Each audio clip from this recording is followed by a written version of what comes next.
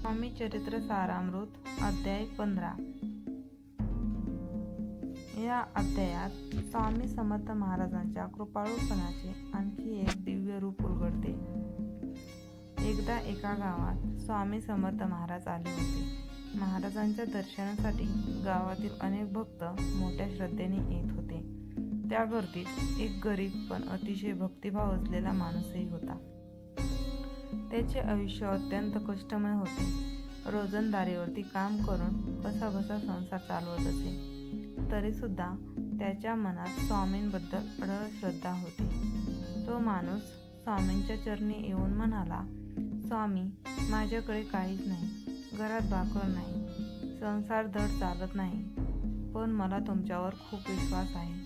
माझा संसार तुम्ही सांभाळा। हे ऐकून महाराज मंद हसले। त्याने आणलेली थोडीशी कोरडी भाकर महाराजांनी प्रसन्नपणे स्वीकारली। स्वामी म्हणाले, बाळा, ही भाकर मला खूप प्रिय आहे। खरी श्रद्धा हीच खरी भेट असते। मी तुझ्या संसाराची काळजी घेतो। त्या दिवसापासून त्या भक्ताच्या घरी हळूहळू सुख समृद्धी येऊ लागली। रोजचे श्रम कमी झाले, घरात धान्य संपत्ती वाढली। त्याचा विश्वास अजूनच दृढ झाला की स्वामी समर्थ हेच खरे जगत पालक आहेत। या अध्यायातून अशी शिकवण मिळते की श्रद्धा व भक्ती हीच खरी संपत्ती आहे।